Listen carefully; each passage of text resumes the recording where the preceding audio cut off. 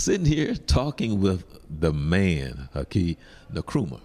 Nkrumah. Nkrumah. See, one day I'm going to get his last name correct. I'm still working on it. It's only been about 20 years now. But I'm sitting here, and it says the 5th annual. But you started the Young Fathers of Central Florida how long ago? 2006. 2006. So this May it'll be 11 years. 11 years. But this conference, why don't you talk a little bit about the conference here? Well, we started the conference 4 years, this being our 5th, out of a need to have a more consistent dialogue relating to teen and young fatherhood, and not just fatherhood, because we feel that teen and young fatherhood has a distinct difference than actual fatherhood. There's a big difference between a 15-year-old father and a 45-year-old father. Most of the time. Most of the time. I'm trying to get a brothers a break, man.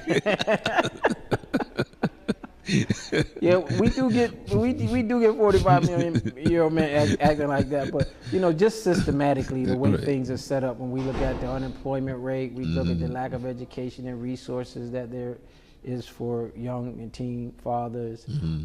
Just the ability to navigate the system. A 45-year-old man is more experienced in the system, whether it's negative or positive. But 14, 15, 16-year-old young men, they don't have much experience navigating the system, whether it's child support or family services. I'm pretty sure that we can come up with a panel and have a serious discussion. That's nothing new under the sun, and it's an old discussion, and our challenges that we face in our culture and our society, how we viewed overall, especially black men in this country. But why do you think that there aren't more programs, and why do you think that there haven't been a program like yours that haven't come along a long time ago? Well, I think it's a lack of understanding our young men, a lack of education, it's fear, apathy, it's all those things. Just sometimes laziness, because it's much more easier to work with an older father than it is for a teen father. But that's not it, though. What I'm saying is, if you just understood nature of man and understanding anybody of any race, of any person, what it is to bring up a child and the importance of touching them early and the difference that it makes.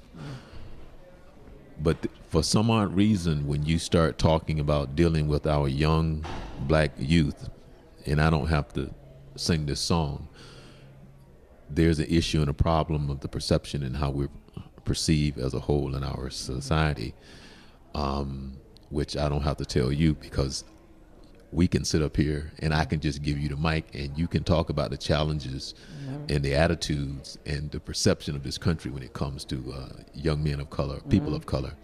And so because of what I'm hearing now, you can talk about this. You got people coming from where, and people starting to open their eyes, and you starting to better educate those. Why don't you talk about that for a minute? You mean different people? Right. Well, in terms of conference, this year we started out in our first year, we had Atlanta, Georgia. That was it. Since then, we had New Jersey, New York.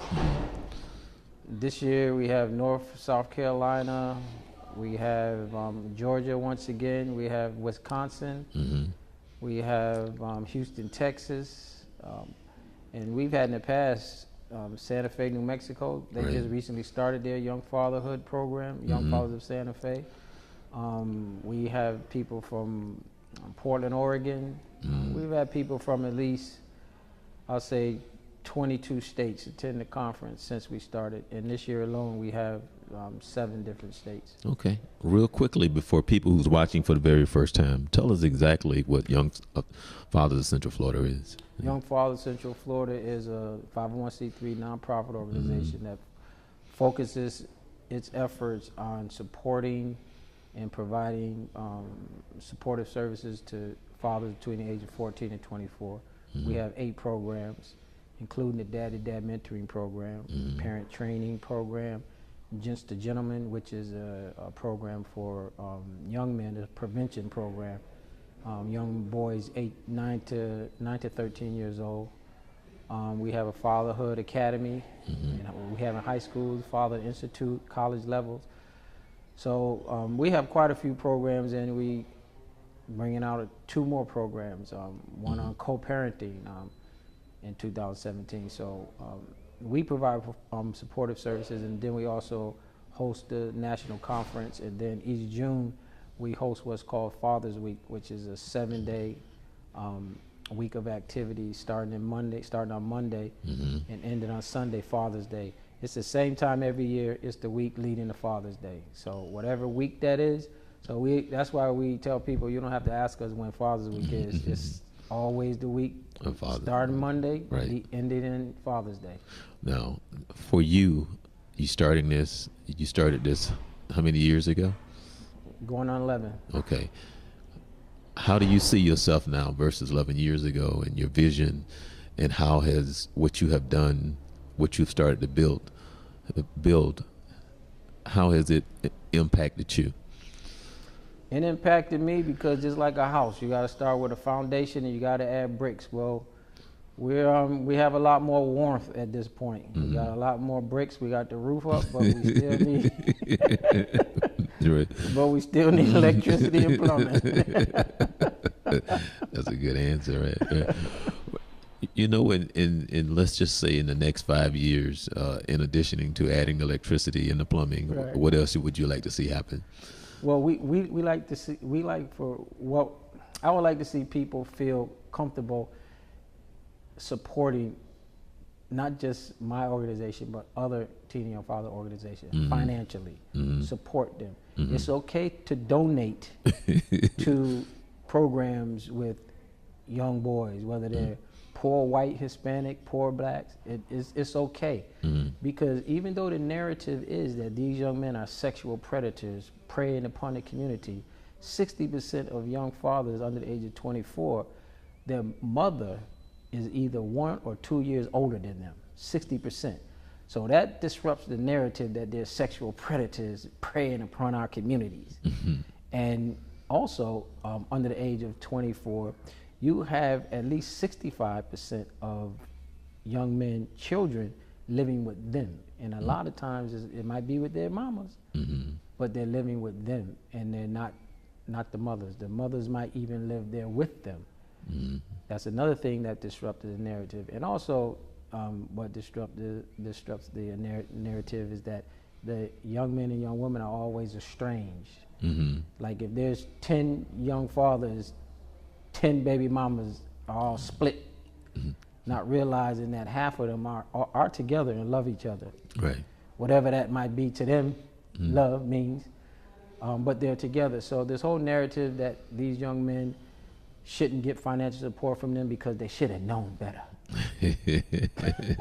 Yeah.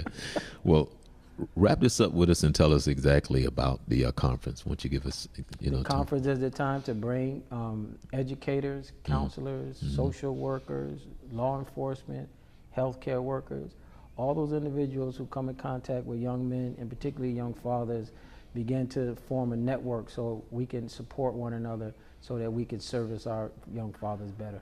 And your age group that you service? 14 to 24. 14 to 24. And we have 12, 13-year-olds, but our main focus is 14 to 24. Okay. Now, on occasions, you do deal with some that are a little older, but on the norm. Yeah, most of our programs are with younger fathers, but our training, parent training, we allow fathers, mothers to come to those. Father support groups. We have grandfathers, older fathers. So those programs we allow other than younger fathers, but for our direct program, our Teen Fatherhood Academy, our Fatherhood Institute, those type of programs, and our one prevention program, and that's for the little boys. Right. Now, the last question. I noticed in the last couple of years you have started that you do talk about the mothers, and you're getting more and more mothers involved in the program. Quickly talk about that as well. Well, a lot of young mothers are uneducated in parenting and education. Period. A lot of them dropped out of school, you know, unemployed, not working, lack skills. So we want to work with fathers because we don't want our fathers abandoning their children. That's one of the things we really don't want. But at the same time, as we begin to see that there's more and more fathers and mothers that are together, so we're not going to invite a father to a parent training session and tell the mother she has to stay home, because a lot of times she needs to know, and they also need to understand how to do things as a team. Right. And that includes parenting. You have to do it as a team. So that's what we do with a lot of our co-parenting classes, helping the mother and father educate themselves on the importance of learning together, and not one knowing and the other doesn't know, or one listening to her girlfriend or one listening to their boyfriend, you know, but listening to one another. Right. And that's going to benefit the child the most. Yeah, you have a very difficult task because you have children having children, and they have that child state of mind, really not understanding, know a lot about life and themselves, and actually what has transpired them actually having a child. Yeah, the children having children, and children, grandmama's children, granddaddy children. You know, grandmama, the mother had the child, her mother had her. She was 13, and she had her child. She was 14. So, grandmama 27. Wow, yeah, it's a different day now, because back when we were growing up, you remember grandma had the gray hair, and she was sitting on the porch in the rocking chair. They going to the club now, bro. Okay, well, you know, you're doing a great event here, the 5th annual National Teen and Young Fathers Conference that's always held here in Orlando for the people watching on the internet. And I'm going to put the information up where they would like to find out more about you, and donations and the organization itself, and the website. You know, we will put that up. So just want to say once again, you're doing a great job, great conference, and I'm always impressed. You always have good food.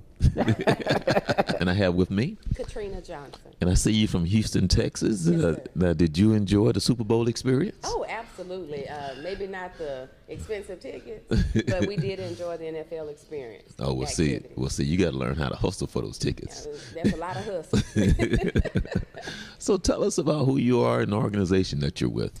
All right, so I'm with Horizon Outreach. It's a nonprofit organization that I founded 7 years ago out of a desire to help those in need. It came about as I went through my own personal experience of being near homelessness, from losing a job and all of that good stuff in 2009. And during my experience, I decided to start helping people. So got out on the streets, started out just handing out food, clothing, started getting some volunteers, and eventually came up with the idea to start a nonprofit. Okay. So the mission of the organization is giving everyone a new start. So we focus on providing supportive services to military and non-military families. And with that, we have 5 programs. And with those 5 programs, our stellar or hallmark program is our Fatherhood program. And it works with at-risk young teen fathers and military dads and community fathers. Now, is it okay to ask about how many fathers are in your program? Oh, absolutely. So since 2000, well, we've been federally funded for about 5 years. Okay. For the Fatherhood Initiative, Responsible Fatherhood Grant, and during that time we served over 1,000 dads. Wow. Currently we have, I think, 196 enrolled, and really, which is really amazing because we're set to serve 444 a year. Okay. Now, what is a typical age group that is in the program? Oh, 16 through 44. Wow. So, yeah. Yeah. So we have a track for the young at-risk fathers and then for the community dads. Okay. And now, how did you hear about Young Fathers of Central Florida? You know what?